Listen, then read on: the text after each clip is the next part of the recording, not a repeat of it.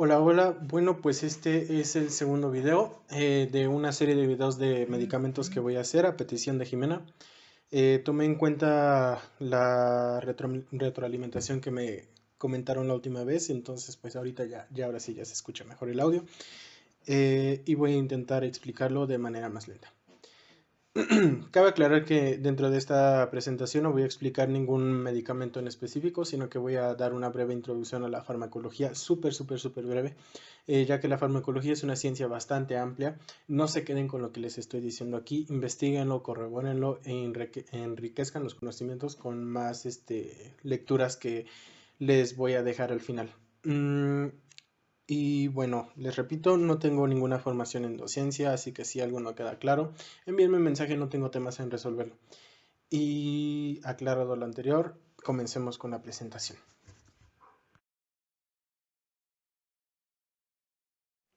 Ok, comencemos por explicando qué es un fármaco. Bueno, pues se entiende que un fármaco es cualquier sustancia química que afecta los procesos fisiológicos de un organismo vivo con fines terapéuticos. Es importante que no se llegue a confundir este concepto con algo que se llama droga. ¿Por qué se llega a confundir o incluso llegar a usar como sinónimo? Bueno, pues en el inglés droga sería el equivalente también a fármaco. Las farmacias, de hecho, se le conoce como drugstore, cuando en realidad aquí se traduciría como tienda de drogas. No es así, no son sinónimos. Las drogas son igual sustancias químicas que afectan a los procesos fisiológicos de un organismo, pero no tiene fines terapéuticos, sino fines recreativos. Una vez que se llega a rebasar las dosis terapéuticas, es decir, las dosis medidas de un medicamento, se convierte en una droga. Por ejemplo, la morfina. La morfina se llega a usar como un sedante para aliviar varios dolores bastante fuertes, pero bajo ciertas dosis. Una vez que se llegan a rebasar estas dosis, entonces la morfina ya no se considera fármaco, sino que se considera como droga. Es importante recalcar esto, o me pareció importante recalcar esto, porque muchas personas lo llegan a confundir y si en algún momento ustedes tienen que explicar algo así, quisiera que también lo explicaran para que pues dejemos a un lado esta confusión que hay entre estas dos palabras. Ok, comencemos con la farmacocinética. Se entiende que es el estudio de lo que sucede a un fármaco desde el momento en el que entra al cuerpo hasta que el fármaco original y todos sus metabolitos lo han abandonado. ¿A qué se refiere esto? Bueno, básicamente es el estudio de lo que pasa al fármaco una vez que entra al cuerpo, es decir, lo que el cuerpo le hace al fármaco una vez que se haya ingerido, que se haya administrado. Eh, para esto se dividen en 4 fases, aunque algunas bibliografías mencionan 5, ahorita les voy a explicar por qué. La primera, la liberación. La liberación básicamente consiste en el momento en el que el fármaco como tal se libera del excipiente en el que está, por decir, una píldora. Una vez que nosotros hayamos ingerido una píldora en el estómago, pues se va a disolver este excipiente que es hidrosoluble y se va a liberar como tal el fármaco. A eso se refiere la liberación. Después tenemos la absorción, que es a través del tracto digestivo para después ir al torrente sanguíneo y así llegar a la distribución y posteriormente al metabolismo, que la mayoría de los fármacos se metabolizan en el hígado, aunque hay otros que no.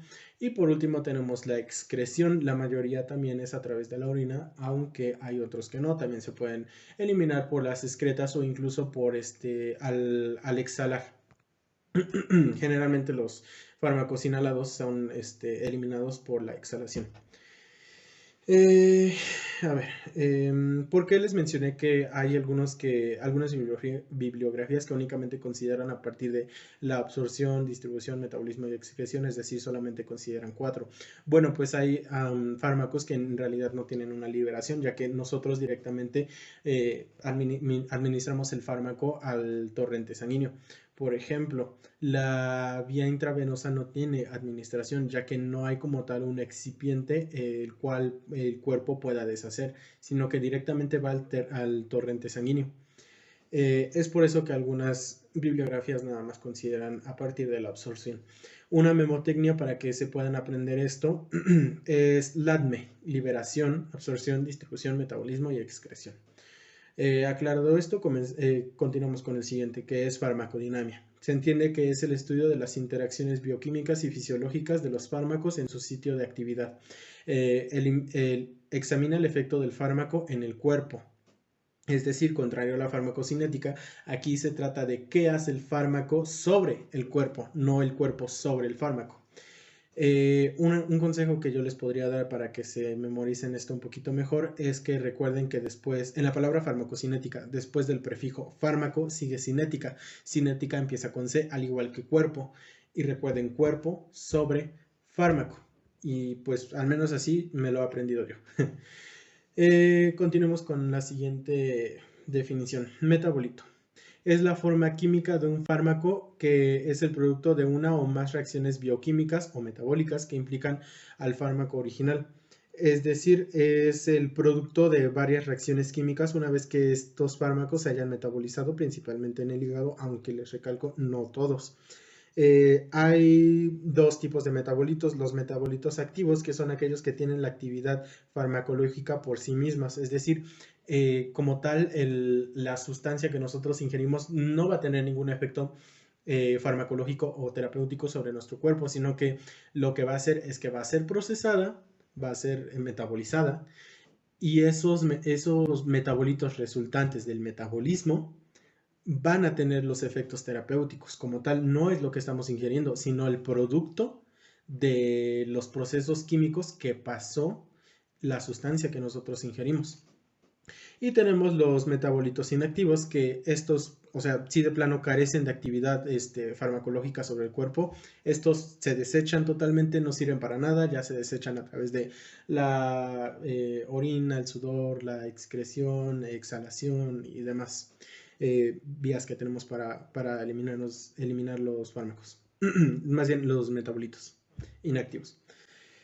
Es gracias a algo que se llama efecto del primer paso que tenemos estos metabolitos en muchas ocasiones, pero adelante lo vamos a ver.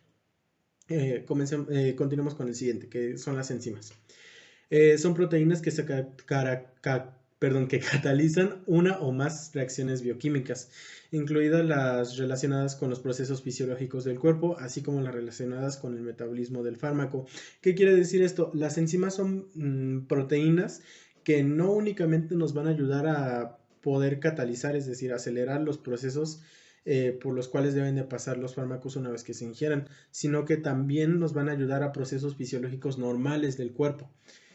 Por ejemplo, en el sistema renina-angiotensina-aldosterona tenemos la ECA o enzima convertidora de angiotensina, que es la que nos permite la conversión de la angiotensina 1 a angiotensina 2. Cataliza y permite este proceso. Tenemos muchas enzimas en el cuerpo. La verdad, no me las sé todas, no pretendo explicarlas todas, pero como dato curioso, las personas que son intolerantes a la lactosa carecen o no tienen esta enzima llamada lactasa. De hecho, todos producimos lactasa cuando estamos cuando somos bebés, porque es gracias a esta lactasa que se puede procesar la leche materna, pero pues una vez que se haya pasado esta etapa, pues dejamos de producir la lactasa y de ahí vienen las personas que no son, que son intolerantes a la lactosa. Sin embargo, gracias a pues muchos procesos adaptativos pues, y a que en la actualidad tomamos leche de vaca, es que muchas personas permiten conservar este proceso de la producción de lactasa y es por eso que hay personas que no somos intolerantes a la lactosa. Bueno, pues pasemos a la siguiente diapositiva, que también se tratan de conceptos generales.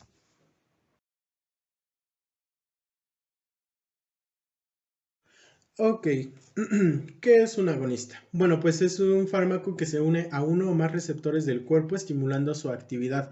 Es decir, los medicamentos agonistas van a unirse a los receptores de la célula para estimular la actividad, más bien el metabolismo que tiene esta célula, contrario a los antagonistas, que son fármacos que se unen a uno o más receptores del cuerpo, inhibiendo su actividad. Es por eso que también a los antagonistas se les conoce como inhibidores. Lo que van a hacer es básicamente inhibir los procesos metabólicos de la célula, ya sea para fines, bueno, para distintos fines, dependiendo el propósito que tenga el fármaco. La biodisponibilidad se entiende por biodisponibilidad a la medición del grado de absorción de un fármaco y vía de administración, dados del 0% al 100%. La biodisponibilidad es un concepto que realmente no ha quedado bastante claro entre muchas personas en la población en general, y es por esto que muchas veces se llega a gastar y malgastar el dinero en medicamentos similares, o se piensa que los medicamentos genéricos no son efectivos cuando en realidad sí lo son, pero ahorita más adelante les voy a explicar un poquito más a fondo de qué trata esto. La biotransformación. Bueno, pues es una o más reacciones bioquímicas relacionadas con un fármaco parenteral. Es gracias a la biotransformación que tenemos los metabolitos, que se producen los metabolitos. De lo contrario, solamente pues el fármaco va, así como va a entrar, va a salir. Pasemos a la siguiente diapositiva. Ok, ¿qué es una contraindicación? Bueno, pues se entiende que una contraindicación es cualquier situación, en especial una relacionada con una característica del paciente, incluida la farmacoterapia actual o reciente, que haga que de una forma particular el tratamiento sea inadecuado o no deseable. Tenemos contraindicaciones totales y a consideración, contraindicaciones parciales, que las contraindicaciones totales son aquellas que no van a mejorar para nada al paciente, y por el contrario, en una balanza de beneficio o daño al paciente, pesa más el daño. Por ejemplo, una contraindicación total sería una hiperreactividad al fármaco. Ahí de plano no se va a administrar el fármaco. Mientras que una contraindicación que podríamos considerar es en el momento en el que el fármaco tenga un mayor beneficio al daño que se podría producir. Ya dependiendo de la situación, tenemos muchas situaciones en las que se podría considerar la administración de un fármaco a pesar de que esté contraindicado para la patología. Otra contraindicación total sería la administración de nitratos en un paciente hipotenso. Recordemos que los nitratos y nitritos tienen efectos sobre el músculo vascular liso, es decir, sobre los vasos sanguíneos. Y pues si una persona está hipotensa, lo único que vamos a hacer es dilatar estos músculos y causar una hipotensión aún peor, y vamos a chocar al paciente. ¿Qué es la dependencia? Bueno, pues es un estado en el cual existe una necesidad compulsiva o crónica, por ejemplo, de una droga. Muchas veces se puede llegar a desarrollar una dependencia a varios fármacos una vez que se dejen de usar con fines terapéuticos y se rebasen las dosis terapéuticas, las dosis indicadas. Este fármaco se deja de considerar fármaco y se considera una droga. Una vez que el paciente sea dependiente, es decir, pues ya tenga una dependencia a esta droga, si se llega a retirar el fármaco, más bien la droga, de una manera brusca, puede llegar a suceder algo que se llama síndrome de abstinencia.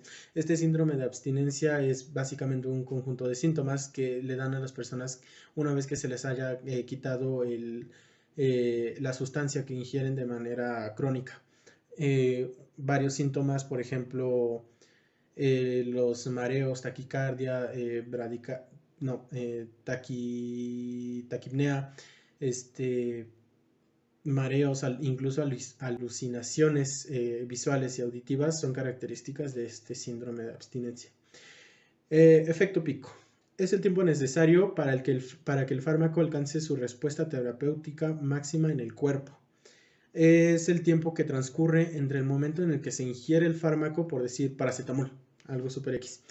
Es el tiempo necesario que tarda el paracetamol entre que te lo tomas y entre que te hace el mayor efecto terapéutico en el cuerpo. No estoy seguro, creo que son 25 minutos, 20, pero de igual manera, ahí sí, les digo, no estoy seguro, investigarlo. Pero bueno, es un ejemplo para que quede un poquito más entendible. Efecto de primer paso. Es el metabolismo inicial en el hígado de un fármaco absorbido desde el tubo digestivo antes de que el fármaco alcance la circulación sistémica a través del torrente sanguíneo. ¿Qué significa esto? Bueno, pues el efecto de primer paso es básicamente el metabolismo que pasan los fármacos que se ingieren a través de la vía oral para ser metabolizados. De hecho, es gracias a este efecto de primer paso que la mayoría de los medicamentos de vía oral se tardan mucho en hacer efecto. ya que necesitan pasar a través del metabolismo que tiene que suceder en el hígado, contrario a la, por ejemplo, administración vía intravenosa. Se salta el efecto de primer paso, no hay efecto de primer paso inicial aquí. ¿Por qué? Porque directamente ya va al torrente sanguíneo, ya va a unas proteínas a las que se dieran los fármacos, que es la albúmina, pero pues eso ya queda un poquito más fuera de nuestra área. También, por ejemplo, los medicamentos sublinguales, perdón, se saltan el efecto de primer paso. Es por eso que son un poquito más rápidos, el efecto es un poquito más rápido que cuando nos los tomamos por vía oral, ya que por debajo de la lengua tenemos una red de capilares enormes y es a través de ahí en donde se absorbe el fármaco y va directo al torrente sanguíneo. Sigamos con la siguiente diapositiva. Ok, ¿qué es una reacción adversa medicamentosa? Bueno, pues es cualquier reacción inesperada, no relacionada, no deseada o excesiva de un fármaco administrado en dosis terapéuticas. No se debe de confundir con la sobredosis. ¿Por qué? Porque la reacción adversa medicamentosa aún está dentro de las dosis terapéuticas. No hay una sobredosis como tal, no hay no rebasan las dosis indicadas. Pero, sin embargo, sí, ay, creo que está mal dicho. Bueno, me entienden. Sin embargo, a pesar de que esté dentro de las dosis terapéuticas, puede llegar a haber un efecto no deseado sobre la persona a la que se le esté administrando el medicamento. Ok, ¿qué es una reacción alérgica? Bueno, pues es una reacción inmunitaria de hipersensibilidad que es resultante de la sensibilidad inusual de un paciente a un medicamento en particular, un tipo de evento adverso a medicamentos. Y después tenemos la reacción idiosincrática, que es una respuesta anómala o inesperada a un medicamento, aparte de una reacción alérgica que es propia de un paciente dado. ¿Cuál es la diferencia entre la reacción alérgica y la reacción idiosincrática? Bueno, pues la reacción alérgica como tal debe de haber una preexposición a este fármaco, a este medicamento o a esta sustancia, mientras que la idiosincrática, con la primera exposición basta para que el paciente manifieste alguna reacción anómala, respuesta anómala o inesperada, como le quieran decir. ¿Por qué? Porque en la reacción idiosincrática ya se tienen factores predisponentes genéticos, o sea, ya desde el momento en el que te formaste, ya eres sensible a este fármaco. Y en la reacción alérgica no, en la reacción alérgica debe de haber ya debiste haberte expuesto a esta sustancia y posteriormente ya vas a desarrollar esta sensibilidad. No pasa con todos los pacientes, pero bueno, esta es la diferencia entre la idiosincrática y la alérgica. Después, receptor. Es una estructura molecular situada dentro o en la superficie de una célula.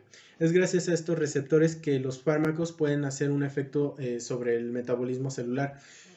De hecho, es también gracias a estos mismos receptores celulares que somos vulnerables a ciertos virus. Aquí es como, hagan de cuenta como si fuese una puertita de entrada para los fármacos específicos a la célula. Estos receptores obviamente no los creó el cuerpo con la intención de que nosotros inventáramos los medicamentos y tuvieran efectos sobre nosotros, no.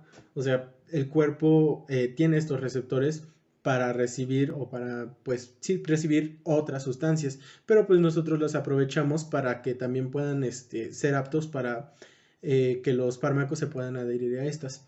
Aunque, como les mencioné anteriormente, estos también nos hacen vulnerables a ciertos virus. Gracias a estos receptores es que los virus se pueden pegar a las células. Si no tuviéramos ciertos receptores, entonces los virus no se podrían, por así decirlo, pegar a las células y no nos podrían hacer daño. Pero pues no es así. Ok, ¿qué es un efecto terapéutico? Yo creo que para este punto quedó ya un poquito más claro qué es un efecto terapéutico o qué se entiende por un efecto terapéutico, pero de igual manera lo voy a aclarar un poquito más. Es el efecto deseado previsto de un medicamento en particular, es el efecto que se busca una vez que nosotros administramos un medicamento. No sé por qué aquí puse otra vez enzimas, pero bueno, ahí les dejo la definición para que lo vuelvan a ver. También tengo otros conceptos un poquito menos importantes, pero que pues de igual manera voy a mencionar y al final les voy a dejar un PDF en la carpeta de Drive que tengo con todas las presentaciones. La farmacoeconomía. ¿Qué es la farmacoeconomía? Bueno, pues es el estudio de los factores económicos que afectan al coste de la farmacoterapia. Aquí entra ya un poquito más la estadística, matemáticas y todo este rollo.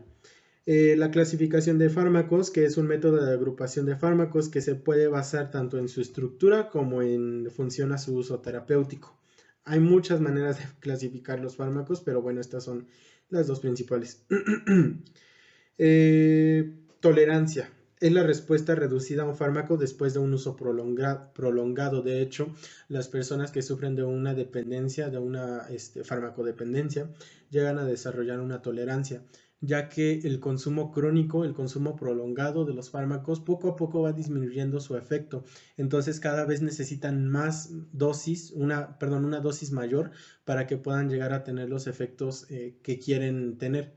Es por eso que muchas personas incluso se pueden llegar a volver bastante tolerantes a la morfina y cada vez se busca una dosis más alta para que puedan llegar a alcanzar los efectos que quieran tener. ¿Qué es la toxicidad? Bueno, pues la toxicidad es la situación en la que se producen efectos adversos en un cuerpo debido a cualidades tóxicas de las sustancias que se llegan a ingerir. Bueno, eso sería todo en cuanto a los conceptos generales. Ahora sí, vámonos con lo que les mencioné hace rato de patente y todo eso. Ah, sí, antes de continuar con lo de la explicación de patente genérico y similar, quisiera explicar esta parte de los medicamentos. Bueno, pues tenemos el nombre comercial, que es el nombre que le da el fabricante al medicamento, y este también se le conoce como nombre registrado. Un ejemplo sería Tempra. Y ahorita les voy a explicar por qué también se le conoce como nombre registrado. Contrario al nombre comercial está el nombre genérico, que también se le conoce como nombre no registrado. Y es mucho más sencillo y corto que el nombre químico, para que se pueda entender mejor. Y también este no está protegido por ninguna marca comercial. Un ejemplo sería el paracetamol, ese es un nombre genérico.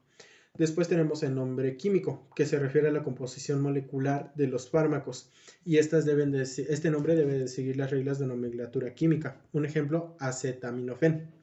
¿Qué es la nomenclatura química? Bueno, pues son una serie de reglas que se necesitan seguir para nombrar un químico, una composición molecular. Sí, después tenemos el principio activo. Bueno, pues el principio activo es la sustancia que como tal tiene la propiedad de tener un efecto farmacológico sobre el cuerpo. Es, por así decirlo, el corazón del medicamento, es lo que hace el medicamento. Y bueno, ya aclarado esto, ahora sí vámonos con la explicación de los genéricos y todo eso. Aquí les puse una imagen en donde se puede explicar un poquito ya mejor cuáles son las diferencias, perdón, entre el patente, los genéricos y los similares. Bueno, pues realmente entre los genéricos intercambiables lo único que tiene de diferencia es la inversión que ha hecho el laboratorio. Una vez que se haya descubierto un principio activo, lo que hace el laboratorio es comenzar a desarrollar investigaciones para poder comercializar este principio activo como un medicamento. Tardan años, de verdad, años, demasiados años, incluso 40 años para que se pueda llegar a comercializar un medicamento y es muy, muy, muy caro. Aquí, como les está marcado en la imagen, está primero la fórmula, después la patente, que dura 20 años en México ante la COFEPRIS, y por último está... sí, ya después se puede hacer una patente, si es que el laboratorio no renueva su licencia de patente, que les repito, únicamente dura 20 años. Si el laboratorio no renueva esta patente, entonces está obligado a revelar la fórmula del principio activo. Una vez que la fórmula del principio activo esté como tal liberada al público en general, bueno, pues los demás laboratorios comienzan a hacer la producción de este medicamento, pero esta vez sin invertir en las investigaciones que hizo el laboratorio original. Es por eso que los genéricos son mucho más baratos que los medicamentos de patente, porque estos no invierten en las investigaciones, pero tienen algo que está mostrado aquí en la cajita azul en la esquina superior derecha que dice GI. ¿Qué significa esto? Genérico intercambiable. ¿Por qué? Porque tienen algo que se llama bioequivalencia. Tienen la misma biodisponibilidad. El mismo principio activo es la misma cantidad, se absorbe en el mismo porcentaje que en el de patente. Entonces no habría por qué haber diferencia, perdón, en estos medicamentos, tanto en de patente como en genérico, más que si acaso en el excipiente y en el precio, obviamente, porque pues los genéricos, las farmacias que producen los genéricos no invierten tanto más bien no invierten nada en la investigación. Eh, y por último tenemos los medicamentos similares. Estos pues carecen de información, perdón, de evidencia científica. Es por eso que muchas veces, o sea, realmente los similares son una estafa porque estos no tienen evidencia científica, no tienen como tal un sustento que digan, no, pues sí, son efectivos contra enfermedades, contra estos padecimientos.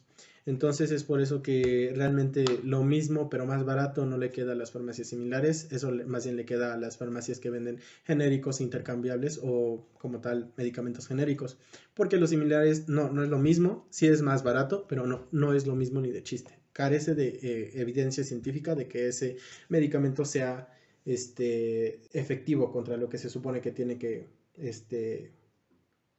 hacer, perdón. Así que ya saben, no gasten su dinero en medicamentos de patente. Es lo mismo que un genérico intercambiable, si es que en este momento ya existen los genéricos intercambiables de ese medicamento. Si es que el laboratorio no ha renovado sus licencias. Entonces, pues no se vayan con la finta de que los genéricos son malos. No, es lo mismo que una patente. Solamente ahí sí es más barato. Y no compren similares jamás.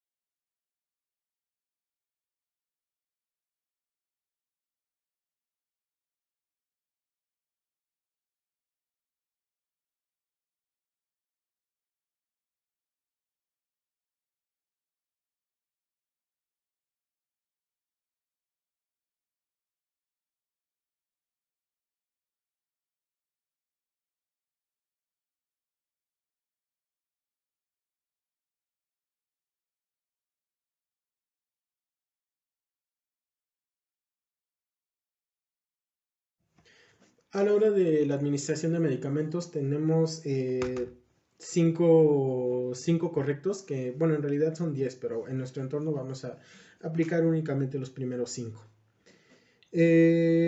Ok, primero, administrar al paciente correcto. No vamos a administrar ningún nitrito ni nitrato a un paciente que no lo requiera, a un paciente que no es apto para este tipo de medicamentos. Eh, del segundo, administrar a la hora correcta. No vamos a administrar un medicamento en el momento que no es indicado. Si, por ejemplo, el paciente se tomó el medicamento, un paracetamol eh, a las 4 y se lo quiere volver a tomar a las 6, no puede hacer eso. ¿Por qué? Porque no es el momento correcto para tomarlo, porque aún no se metaboliza el paracetamol que se tomó hace unas 2 horas. Vamos a terminar teniendo una intoxicación, pues no tan grave, porque realmente el pico de intoxicación del paracetamol es muy alto, pero es un ejemplo. La tercera, administrar el medicamento correcto. Muchas veces se tiene la idea errónea de que el salbutamol es propio del inhalador, cuando en realidad no es así. El inhalador de dosis medida puede no únicamente administrar salbutamol, puede administrar muchos otros medicamentos. Es por eso que antes de administrar un medicamento requerimos corroborar que sea el medicamento correcto, que no nos estemos equivocando. Después tenemos la dosis correcta. Si rebasamos la dosis correcta, lo único que vamos a llegar es lo único que vamos a llegar, perdón, es a una intoxicación. Y es por eso que es muy importante corroborar la dosis que vamos a administrar. Si no estamos seguros, hay que revisarla. Y por último, tenemos administrar por la vía correcta. Hay varios medicamentos que únicamente por el excipiente nosotros asimilamos que puede llegar a ser, por ejemplo, intramuscular, cuando en realidad es vía oral. Me sucedió hace unos meses que si no hubiera sido porque leí la caja, que dice en la caja que es vía oral, yo lo hubiera administrado vía intramuscular, porque venían ampolletas y tontamente asumí que era vía intramuscular, pero como les repito, a la hora de administrar un medicamento siempre, siempre, siempre, siempre hay que corroborar estos 5 correctos. Les digo, hay más de 5 correctos, pero pues estos son los que vamos a utilizar en nuestro entorno prehospitalario. Los otros 5 como dato curioso, bueno, más bien como dato, más bien para que lo tengan, son la documentación correcta, razón correcta, respuesta correcta, derecho a rechazar y educación correcta. Pero eso no lo vamos a ver nosotros en el entorno prehospitalario.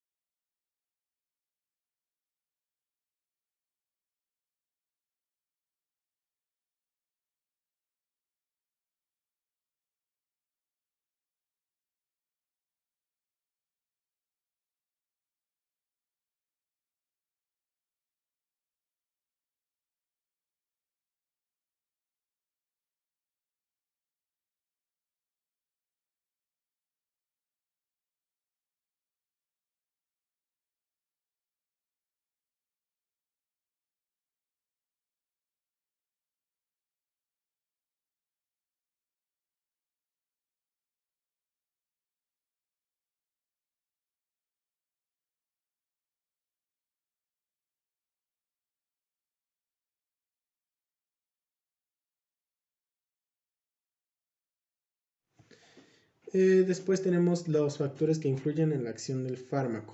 Bueno, pues hay muchísimos factores que pueden llegar a influir en la acción del fármaco, pero escogí estos tres porque me parecieron los más destacables, sobre todo en nuestro ejercicio de la profesión.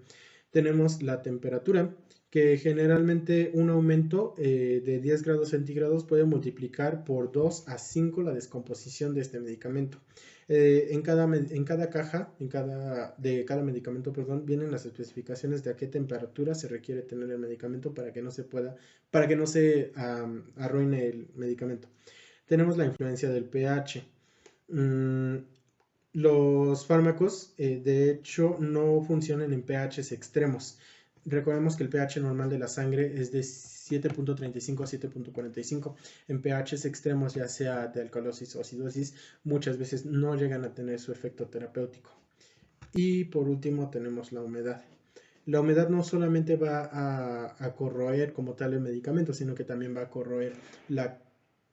Una disculpa por ese ruido que se escuchó, quién sabe qué fue.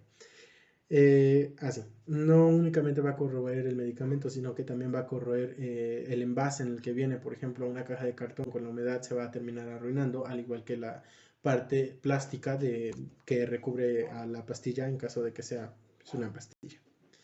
Una vez aclarado esto, pasemos con lo último.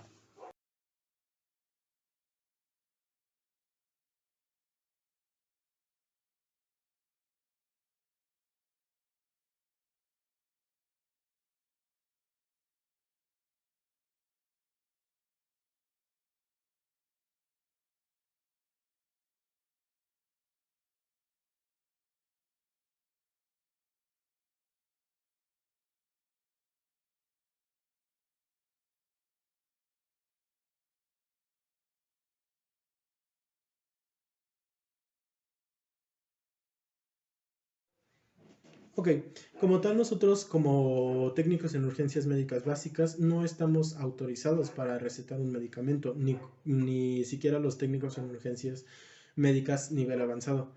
Únicamente están 5 profesionales de la salud autorizados para recetar medicamentos. Idealmente se piensa que el único que puede hacerlo es el médico cuando no es así. Tenemos el artículo 28 bis de la Ley General de Salud que autoriza como tal a los médicos homeópatas, licenciados en enfermería, cirujanos dentistas y veterinarios para la prescripción de medicamentos. Cabe recalcar que en los médicos veterinarios únicamente se permite la prescripción de medicamentos en su área de ejercicio, únicamente medicamentos para los animales, únicamente para los pacientes que ellos van a atender en el ejercicio de su profesión como veterinarios. Y los licenciados en enfermería únicamente están autorizados para prescribir medicamentos del cuadro básico de medicamentos. Es importante recalcar que únicamente licenciados en enfermería.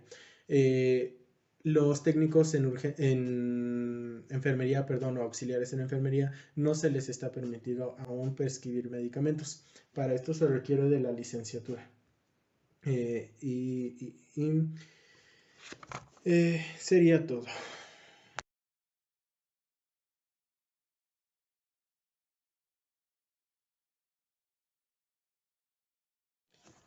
Y bueno, tenemos aquí las fuentes. La fuente que más consulté fue la de seguridad clínica en los servicios de emergencias prehospitalarias, aunque también gran parte de la información de los conceptos vienen en el libro de farmacología y procesos de enfermero.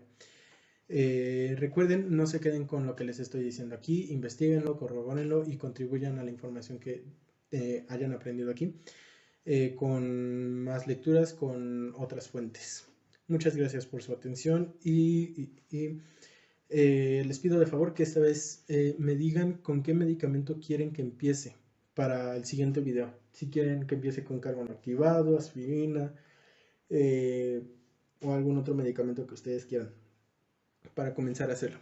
Y ya, sin nada más por el momento, muchas gracias. Si tienen alguna duda, sin problemas, envíenme mensaje y yo contento les respondo. Gracias por su atención.